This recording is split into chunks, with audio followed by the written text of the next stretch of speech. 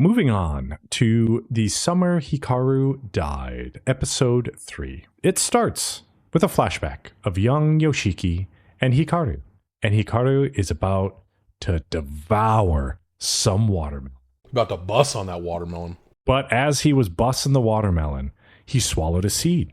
And Hikaru is like, my dad said he knew a guy that swallowed a seed and it turned him into a watermelon. And he died.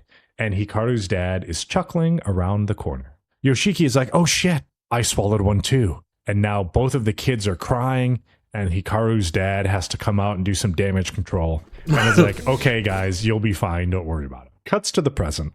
And Yoshiki is walking with a watermelon, still looking at Rei Kurebayashi's contact info, wondering if he should send her a message, but then pockets his phone. He gets to Hikaru's house, and his mom is like, oh, good to see you, Yoshiki. And he gives her the watermelon. Hikaru is just sleeping on the floor, exposing his midriff, and Yoshiki is eyeing it. But then Hikaru kicks him and is like, you're not going to wake me up? And then they roughhouse while Hikaru's mom cuts up some watermelon slices. Hikaru is like, did you bring us something? And Yoshiki is like, yeah, I got you a watermelon. And he's like, that shit's my favorite. Should I eat it up and spit the seeds out like a comic book character? And Yoshiki is like, yeah, I know that it's your favorite, and I know that's how you do it. They eat watermelon, and Yoshiki is like, you remember what they taste like? And Hikaru is like, of course. I've eaten it like 10 times. And then he devours the slice. And he's like, oops, swallowed a seed. I'm going to turn into a watermelon man now. I don't know why he sounded like that. This is exactly how Hikaru would say it. Yeah. Oops, I swallowed a watermelon. Tee-hee, do you want to feel inside me for it? You want to reach in and feel my raw, marinated chicken and find the seed?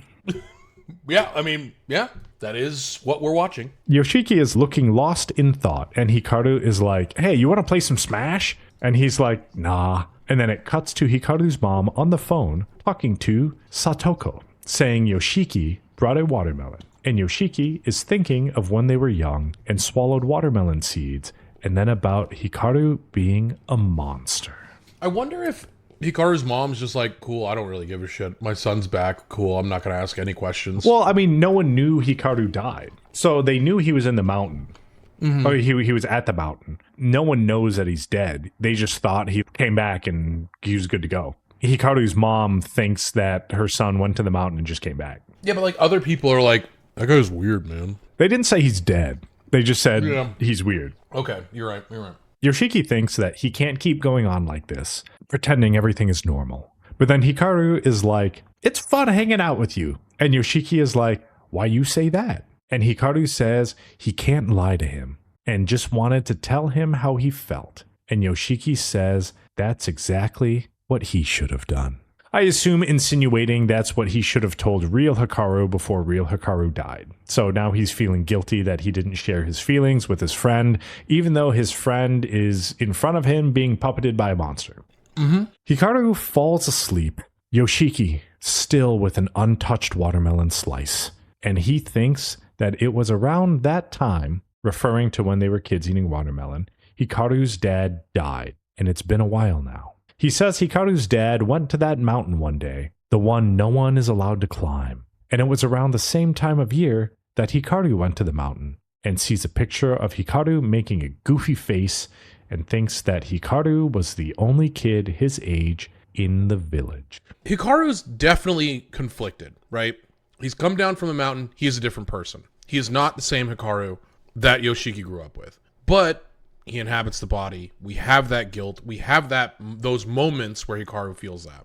Is the mountain the idea of either shame or guilt or something that consumes you? The mountain in general or the mountain to Hikaru? The mountain to Hikaru and to his father, because the mountain kills his dad. So Hikaru's family name is Indo. So in the last episode, they were saying that the Indo family ritual failed. I assume Hikaru's dad went to the mountain to do whatever ritual that they normally do to like keeping the family safe. Hikaru's dad went up there to do the ritual, but he died. So that was the reason why Hikaru went up there, was to do the ritual in his dad's place, but then now Hikaru died, and now whatever Nonuki-sama that they had whatever agreement with came down from the mountain. That's what I think is going on. This is yeah, and I'm inserting allegory into the situation of like, okay, potentially this dude, the father, was gay originally and had a beard wedding with his wife, had a kid.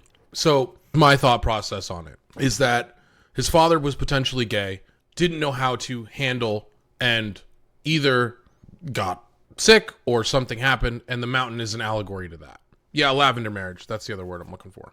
Okay. And then the son follows in that footsteps, not understanding his own emotions, and then comes back down. The mountain is what is inside of you, so to speak, and is the guilt, whatever you have for your own, like, and in this situation for Hikaru and potentially his father would be his own thoughts on his sexual identity. Okay. Hikaru comes down from the mountain as a new person, doesn't fully die, right, so to speak. Quote unquote, Hikaru is dead, but he is a new person. Hikaru is standing in front of everyone.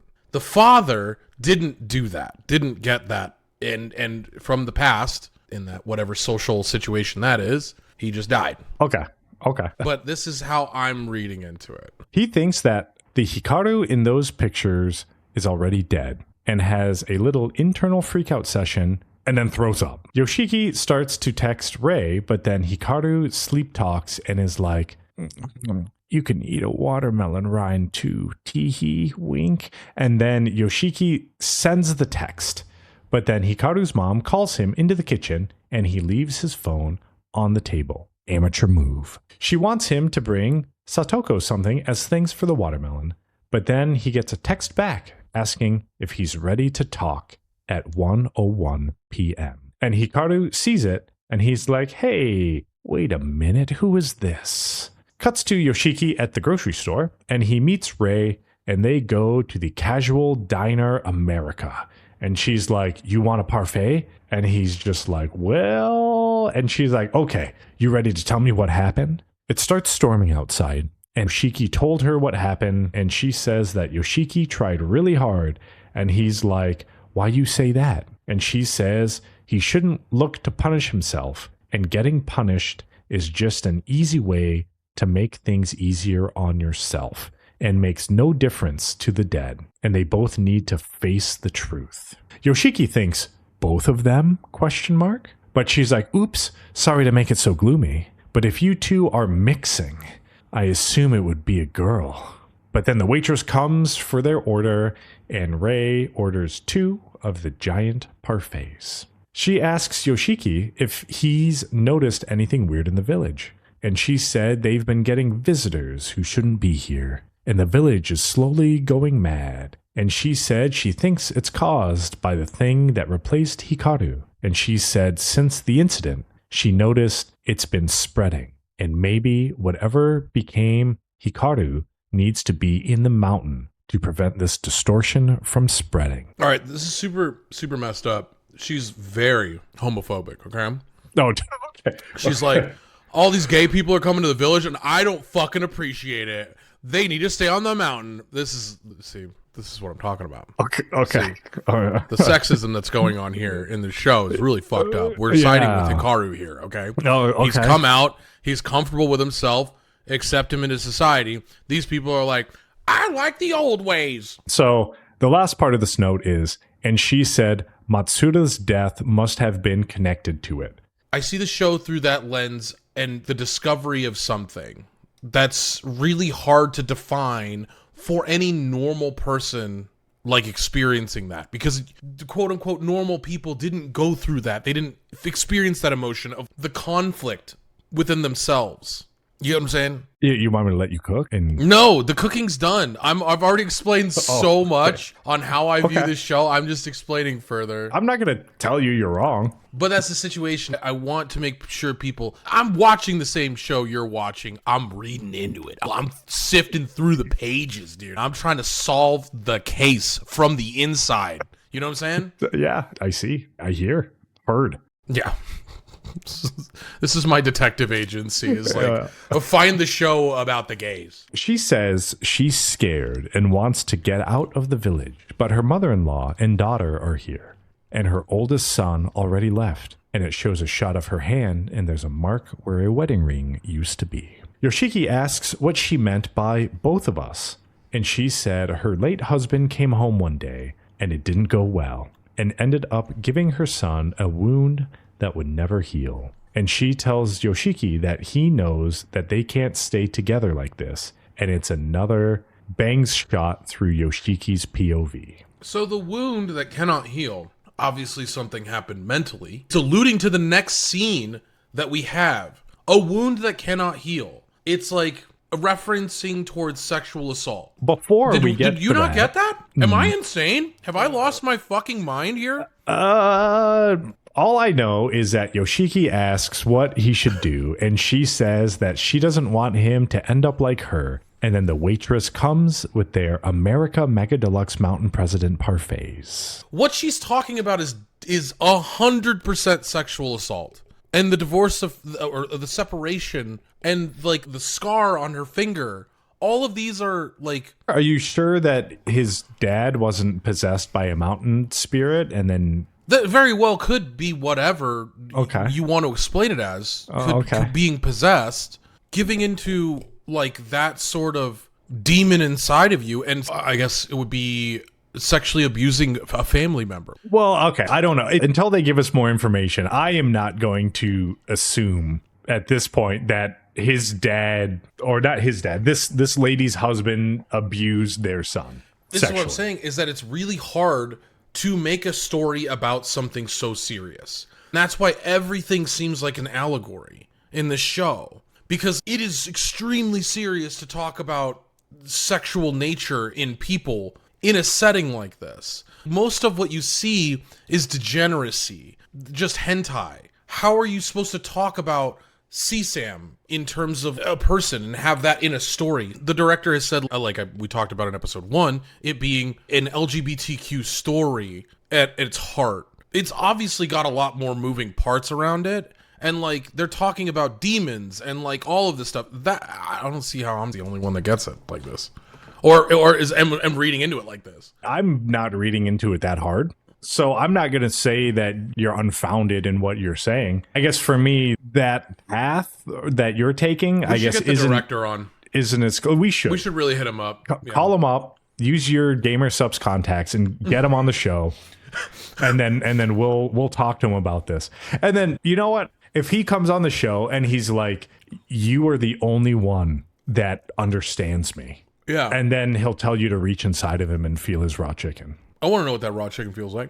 So it cuts to school and random scenes of kids and Yoshiki just sitting at his desk, staring out the window. And then cuts to Hikaru wandering the school and runs into Asako. And he asks if she has seen Yoshiki. And she's like, nope. Yuki walks into their classroom and sees Yoshiki sitting by himself. And he's like, I forgot something. And she says Hikaru's looking for him. And he tells her that if she sees him, to tell him to go home without. Yoshiki is still sitting in his desk and thinking about how Monster Hikaru said he didn't want to kill Yoshiki. And Yoshiki thinks that if he said that, then he has the ability to kill him. And then he starts thinking about all the pieces like Matsura's death, the distortion, and wonders what Hikaru is, and is thinking he needs to move on from this. But then Hikaru walks in and is like, hey man, found you. Let's go home. And Yoshiki is like, nah, go on without me. In a really rude way, by the way. Very, very, very stern. Hikaru is like, damn, you in a mood. And then he tries to make a funny face, but Yoshiki doesn't respond. And he's like, damn, what's wrong? And Yoshiki brushes him off and is like, leave me alone. Hikaru is like, is it my fault you in a bad mood? Is it my fault you're pissed? And Yoshiki is like, I'm not pissed. And Hikaru is like, well, what's going on? You hiding something from me? And Yoshiki is like, what? Nah, man, get away from me, you fucking creep. Hikaru is like, oh, yeah. Why were you messaging some stranger? And Yoshiki is like, how did you know? I don't have to tell you. And Hikaru said, You used to tell me everything. And Yoshiki is like, you act like it was you before. And Hikaru is like, oh, I see. So that's what this is about. You're mad because I'm not the real Hikaru. And I assume this is the scene you're talking about. This is, if we're not going to agree that this is 100% sexual assault, I feel like we're not watching the same show. Defined sexual assault. So this is like non-consensual, like Hikaru loses control of himself. Yeah. Doesn't have any understanding of normal emotions in this state. Yep. And then this other thing comes out of his face and he pushes Yoshiki to the ground. And this emotion, or whatever this is supposed to be an allegory to, invades him and enters Yoshiki. And then Yoshiki's like, no, this doesn't feel right. I don't want this, but it feels good. And it's this weird, really fucked up scenario because it is 100% sexual assault. This is intrusive, like a mixture of body horror and non-consensual entering of someone's body via, be it the tongue, whatever it is. Okay. Yeah. Like, I see it. Okay. I'm not crazy, right? I see it. Okay. Hikaru grabs his arm and is like, am I not good enough for you? And is looking all weird now. And there's a shot of a thread. And Yoshiki is like, of course, even though you have its face and you talk like him, you aren't Hikaru. And then the thread snaps. Hikaru is like, yeah, you know what? Yeah, you're fucking right. I'm not. But I can't function without you. But that Greg, you're literally explaining how sexual assault is. I see where you're coming from, and it makes sense. It's the thread, the snapping mentally of being shunned, of being thrown away, and then this person, like, in a blind red rage that has taken over their body and their vision and everything, then pushing this person whom they love. You see where I'm cooming from? I do. I'm going to goon over your coom. Thank you. I'll just start this part over. Mm-hmm. Hikaru is like, yeah, you're right. I'm not. But I can't function without you. But then has thoughts of Yoshiki calling him a fake. And Hikaru says he doesn't know which emotions are his anymore. But I can't stop myself from liking you. And then the blob comes out of Hikaru's eye and he falls down onto Yoshiki. And he starts to go inside Yoshiki. Yoshiki is like, what? This is gross. Wait, no, this feels good. But then has visions and he sees someone that looks like Hikaru and they're clutching a head. I feel like since Hikaru, or Blob Hikaru, is inside of Yoshiki, he's getting parts of Hikaru's memories. Because he sees someone that looks like Hikaru, which I assume is an ancestor of some sort. And they're holding a head, which I assume is the little black stone that was inside of Yoshiki's bag. I agree. Yoshiki comes to, and he's like, Hikaru, what was that? And Hikaru says that he couldn't do it to Yoshiki. And then takes his bag and walks out and asks Yoshiki not to hate him. This is exactly what that is. I just fucking sexually assaulted my friend that I'm in love with, and he fucking denied my feelings, and I don't know how to feel right now. Please just don't hate me. Like, you're everything to me. And I know I crossed the line. I see the vision, okay? I see it. Does this just go off the rails after this? And, like, I'm just, like, going really hard on this allegory. And then, I mean, like, you are going really hard on it, but it goes fucking out the window. They're, like, in a fucking knife fight with the Terminator, and they're, like, running down a mountain or some shit. I think even if that happened, you would be like, well, you know, the knife the Terminator is an allegory, yeah. The Terminator's an allegory for the government, okay? Yeah. Yoshiki is at home laying in bed, and he has a mark from where Hikaru grabbed his arm, and a bug lands on his hand, and he thinks that thing is Hikaru's replacement, and he was dumb to ignore it, and that it could never replace Hikaru, so he can't keep treating it like the real Hikaru. The next day at school, Hikaru isn't there, and Yuki and Asako come up to Yoshiki, and they're like, did something happen between you guys? And Yoshiki is like, Yep, our relationship has forever changed, and I am deeply unaware of these emotions. I've never been in this territory. I've never made out with somebody in my entire life. I don't know what's going on, and it's my best friend. I'm really conflicted with my feelings. But then Asako says to make amends, and Hikaru has been obsessed with you, so don't be mean to him. Yuki says he's been clinging to you like a kid to a mom. And Yoshiki is like, huh, kid. And then thinks of Hikaru. Yoshiki leaves and rides his bike to Hikaru's house and apologizes to Hikaru. And Hikaru is like, no, I'm the one that should be sorry. And now you're scared of me after seeing all the blob. And he's like, I just want to be with you. And I don't care who else you hang out with. Just don't hate me. And I know I'm an intruder using your friend's body. Okay, I will make one more. This is a conversation I've had before with somebody who was obsessed with me at a time. This is a long time ago. We were discussing a relationship. It didn't work out. And it came to a point where alcohol was involved and this person like let their feelings out and was like, I don't care what you do. I don't care who you talk to. I don't care who you interact with in more than a friendship behavior. I just want to know that you care enough about me to keep me around. It's a very dangerous and damaging portion of a relationship. Very unhealthy too. Extremely unhealthy.